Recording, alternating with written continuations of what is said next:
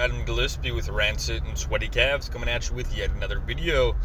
And this one is going to be a short little review of Antman and the Wasp quantumania. I'm going to run through the story real quick and give my basic thoughts as to what it is I think about this movie. Spoiler, I don't enjoy it. I don't think it's good. I actually think it's quite cringy and quite terribly written. But before I do anything else, I want to just show you guys the Rotten Tomatoes score. This is one of the only times that the critics are actually right and the audience is wrong. Now, the only reason why I think the audience is scoring it as high as it is because there's a lot of pretty colors on the screen that come in and come out and blah, blah, blah, blah, blah. Explosions, action, so on and so forth, that make it more enjoyable for the average newbie eye or the average normie eye to watch and enjoy without having to think too much about it. But if you take a look at the actual critics score, it's actually more so closely to that, maybe even lower. I will say this, it's definitely the best Phase 5 movie. For those of you who don't get that joke, this is the first movie in Phase 5, alright? I've just explained it, I've just ruined it. Let's get into the review. So, starting off, Scott Lang. Successful book writer, I guess that's what you want to call it, successful author. He wrote about his time with the Endgame situation, him being a superhero, him being one of the key players in the saving of the world, and the universe, actually, because remember, at the end of Endgame, Thanos 2.0 wanted to wipe out the entire universe. But the Avengers wouldn't let that happen.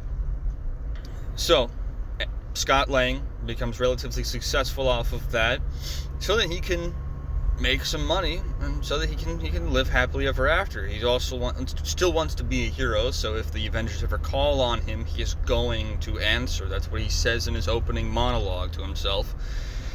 Turns out that his daughter Hope, no, not his daughter, his daughter's not him, I forget his daughter's name already. Cassie Lang. Man, such a forgettable character. Cassie Lang is an activist who is constantly in and out of jail, being supplied shrinker weapons or pin particle weapons by Hank Pym. And Scott Lang kind of just lets this get brushed under the rug and doesn't really get all defensive like he should as a father. But, regardless. So, Cassie Lang is an activist. Hope, the Wasp character, not Janet Van Dyne, Hope Van Dyne, who is the love interest of Scott Lang, is an entrepreneur who has gotten her father's business back up on its feet and is helping solve world hunger by using her pin particle access to shrink and grow foods at whims. Also fixing the housing crisis and many other things and blah, blah, blah, blah, blah. And yeah, sounds all good and whatnot, but when you really get down to it, does it actually change the caloric value or the nutritional value of the food when you shrink or grow it? Or does the caloric value and the nutritional value all stay the same when you grow the food? Not to mention, is the housing just toy houses built at small scale so that they can then grow them up real big? And if that's the case, then how are they not just floating off into the air? And how are they staying sturdy in strong winds? Or how is it that when an earthquake comes, especially in San Francisco, their base doesn't just get cracked and destroyed? How are you building a base for these houses? Regardless, we're not going to talk about that because the movie brushes right over it.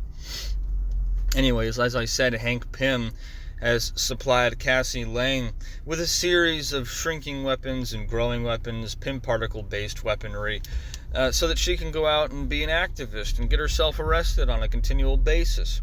Janet Van Dyne is still very secretive because she doesn't want anyone to know that she had extramarital affairs in the quantum realm with Kang and everyone else. And the plot of the movie really gets started once we find out that Cassie Lang just so happens to be a super genius who built a Hubble telescope and communication array with the quantum realm so that she can help map it out.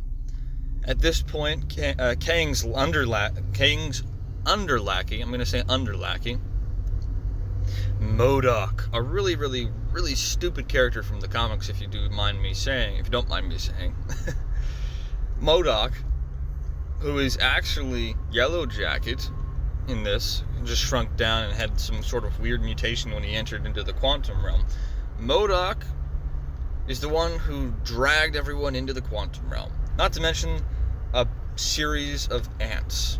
Oh yeah, by the way, there's apparently a couple of ants in a colony who are super geniuses and growing their colony at incredibly quick paces. I mean, really, really fast. You'd think that it would take far longer for ants to, quote-unquote, evolve to that level of technological savviness because of how short their lifespans are. But regardless, apparently they've already entered into the information age where they have elevators and a bunch of other things. It's weird. Doesn't make much sense, but they get sucked into the quantum realm as well. We'll come back to that later.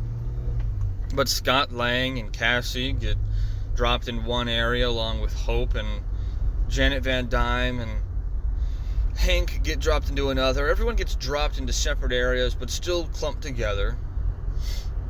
There's a whole resistance of people in the quantum realm that seem to exist in this weird quasi-limbo state of reality where they're in constant war with Kang and his overly powerful forces.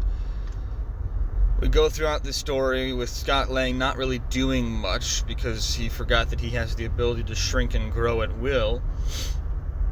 And then when he finally does use his powers, it's really at the worst possible time. Apparently, Kang has bodied characters like Thor or others who are on equal footing, possibly even more powerful, on a continual basis throughout the multiverse. And guess what? Janet Van Dyne has kept this a secret.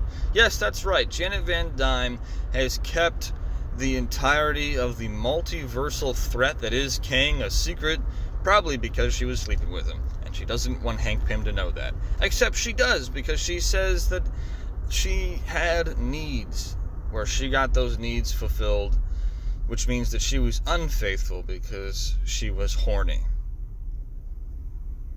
Wonderful woman, isn't she? Wonderful woman. Of course, Hank Pym also said something along those lines, but basically, they cuck him for no reason. Throughout the rest of the story, it's just a bunch of CGI gobbledygook background noise that doesn't really matter. The story has no genuine plot to it at all.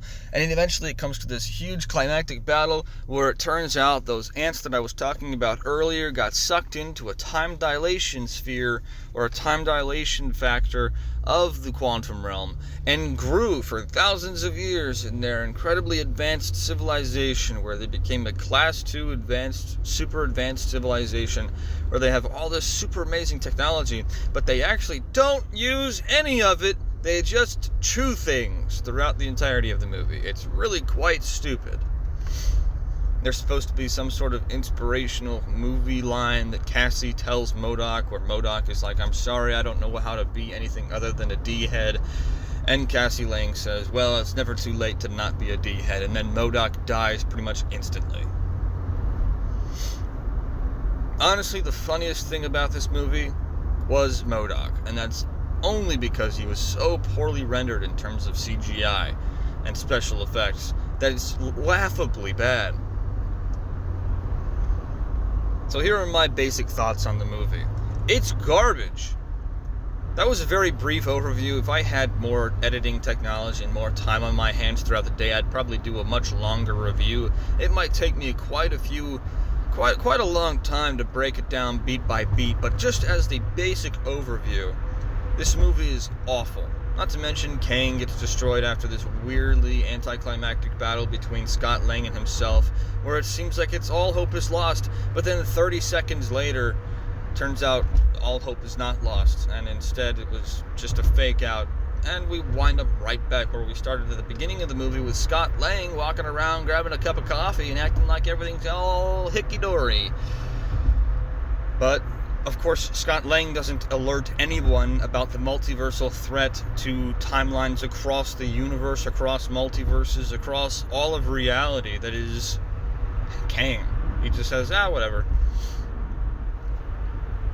It really is quite stupid. It really, really is quite stupid. My basic thoughts on this movie is that it's garbage. It's garbage.